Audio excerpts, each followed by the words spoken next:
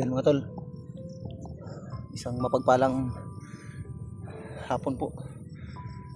Sa ngayon mga tol ay nakalabas na po ako sa kagubatan, at salamat naman ay nakalabas tayo ng ligtas dito doon sa kagubatan mga tol. So yun mga tol, kung emergency talaga yung pagbaba ko mga tol, kasi yung mama ko mga tol ay isinugod sa ospital. Kaya nagkataon na nailigtas namin si Julio, at sa ngayon ay kasama na ni Remart. So yun, sinamantala ko ang panahon. Sinabi ko kay Remart na kung pwede ay sila lang muna dalawa magpaiwan doon sa kagubatan, kasi emergency talaga yung kailangan talagang makauwi ako mga tol, kasi ilang araw na po ako sa kagubatan ay hindi ko po alam yung mga pangyayari na nagaganap sa aking pamilya. Kasi si Raymart yung unang nakakita sa post ng aking asawa na yung mama ko raw ay sinugod sa ospital. So ngayon mga tol, bumaba muna ako pansamantala para bisitahin ko yung mama ko, kasi hinahanap na raw ako ng aking mama, kasi lahat yung mga kapatid ko ay nandoon na. So ako na lang yung kulang. Baka mangyari yung nangyari ng dati sa aking papa. Bago nawala yung papa ko mga tol ay ako din yung hinahanap niya. So ngayon naman ang pangyayari sa aking mama ay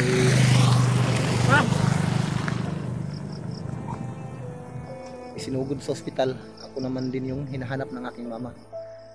Ilang linggo na po ako sa kagubatan mga tol, pero hindi ko talaga alam yung nangyayari.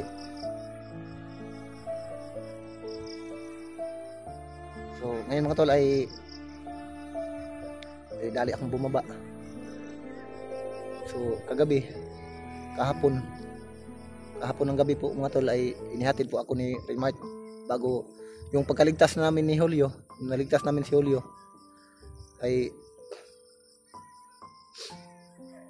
sinamahan nila ako kaagad para makauwi ako. Inihatid ako ni Raymart at ni Julio dito sa daan mga tol. So ngayon mga tol ay kasalukuyan nandito na po ako sa daanan. Nakalabas na po ako ng kagubatan mga tol.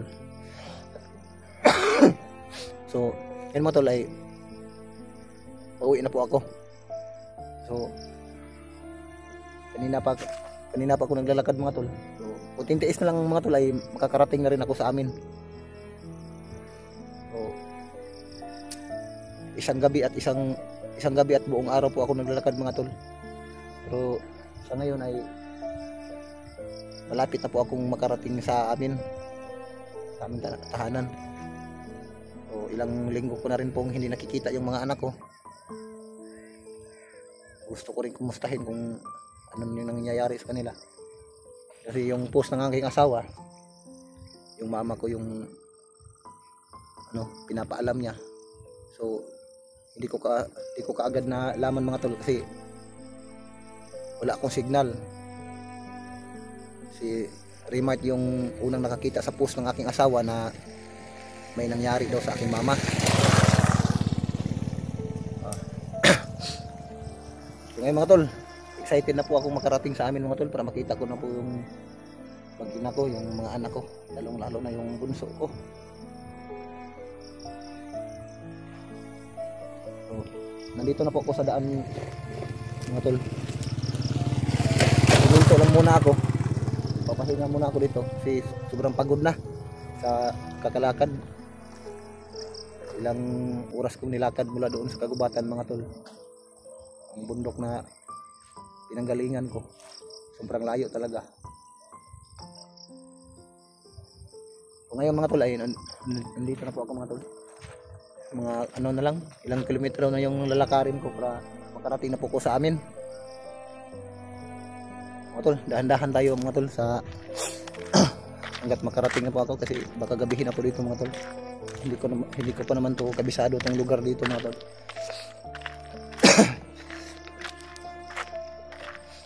Ito, may mga tao na dito mga tol. Ito yung daan na nilalakad ko mga tol. Grabe. Ang namamanhid na yung paa ko, yung kita ko mga tol.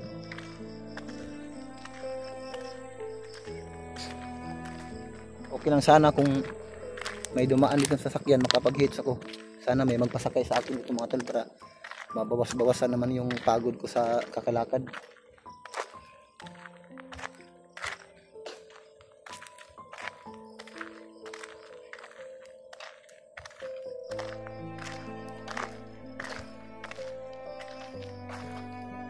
Grabe.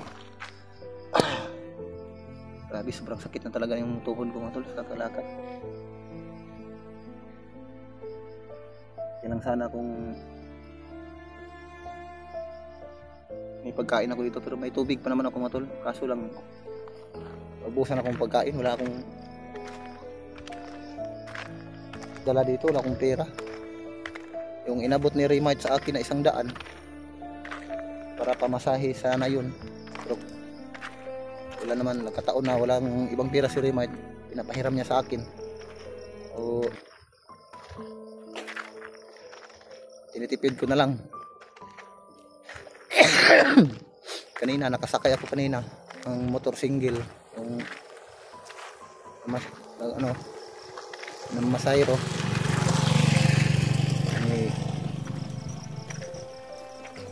May 20 pesos man natira doon sa pamasahe. Yun na lang binili ko ng tubig. O, tinitiis ko na yung gutom. Ang importante makauwi ako sa amin.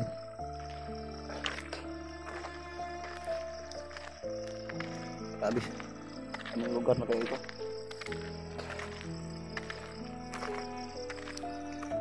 So kanina pa ako naglalakad mga tol.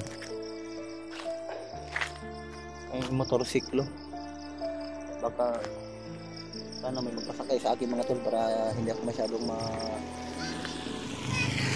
mapagod sa paglalakad.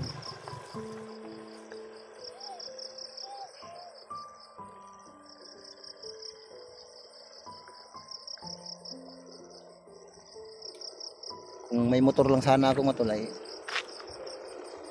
kaninang madaling araw pa siguro ako nakarating sa amin.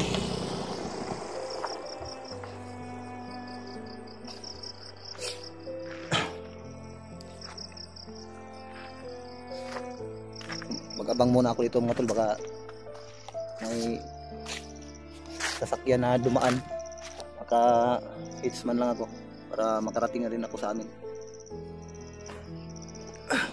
May mga tao naman dito sa unahan.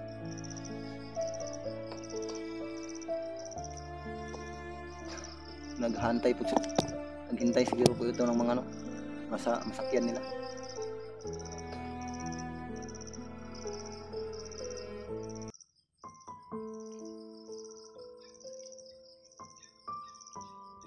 So mula siguro dito mga tol ay mga 16 kilometer na lang siguro maka-abot na ako sa amin. Sana may dumaan na sasakyan mga tol para makapag-hits ako. Kasi malapit na luminim ng ligid. Di bali na gabihin ako mga tol. Importante makarating ako sa amin mga tol.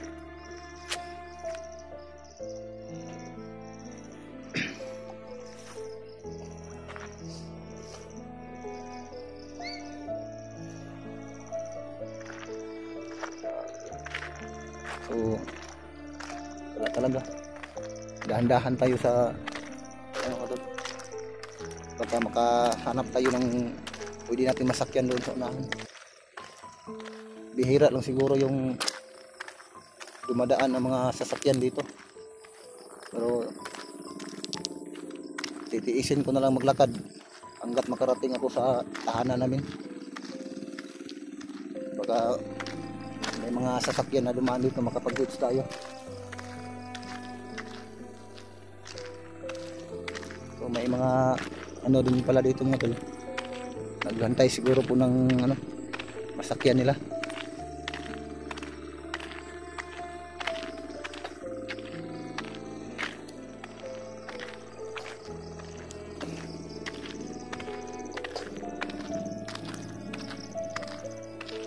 So ano na lang po mga tol, paki-share na lang po ng aking video para makita din ng iba kong kasamahan na bumaba muna ako pansamantala kasi may emergency.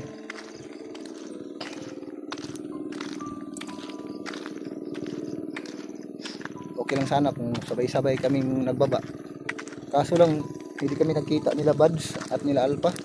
May nag-share naman sa akin ng video na bumaba daw sila pero hindi kami nagkita. Makasakay sana ako doon sa kanila, pero ang kaso hindi kami nagkita.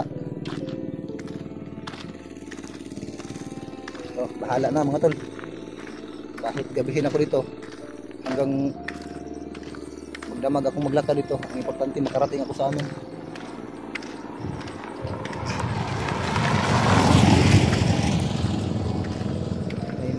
Sasakyan na dumaan pero pabalik man doon.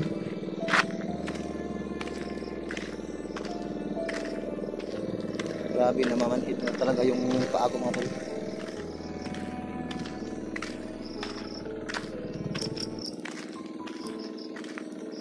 May basak pala dito mga tol, ano, palayan.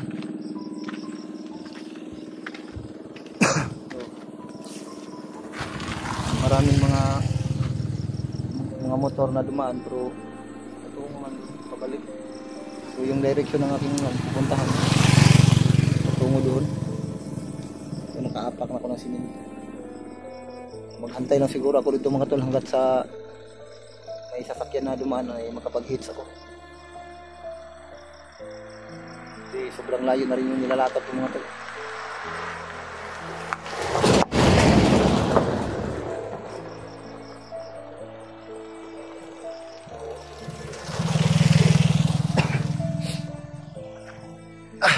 Muna tayo mga tol.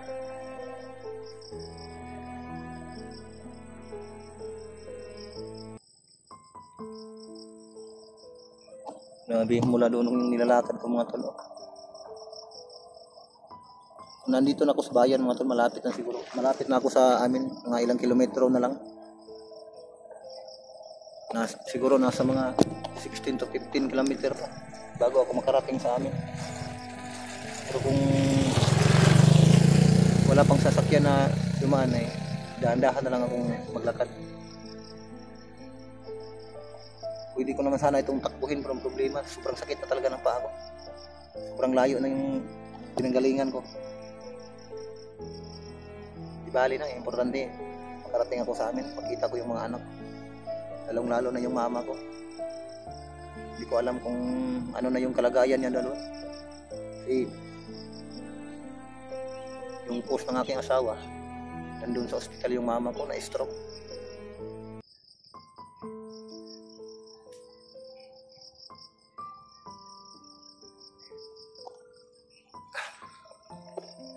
So ganito talaga ang buhay mga tol, tiis muna ako.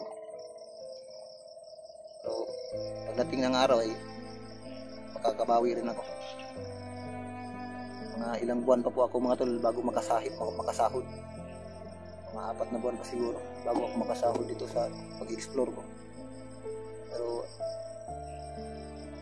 minsan ay parang mawalan ako ng pag-asa. Pag-isipan ko na hindi ko na ituloy, pero sayang naman. Kikita rin naman ako dito pag-explore ko.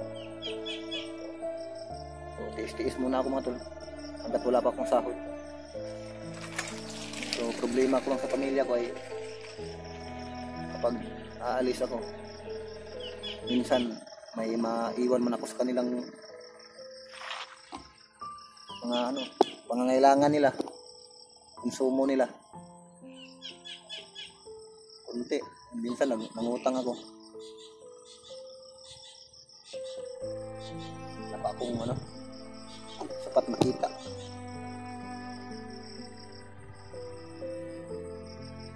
Di bali na.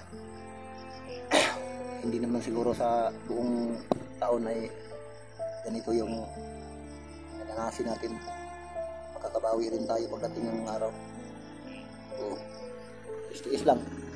Ganyan talaga ang buhay, laban lang.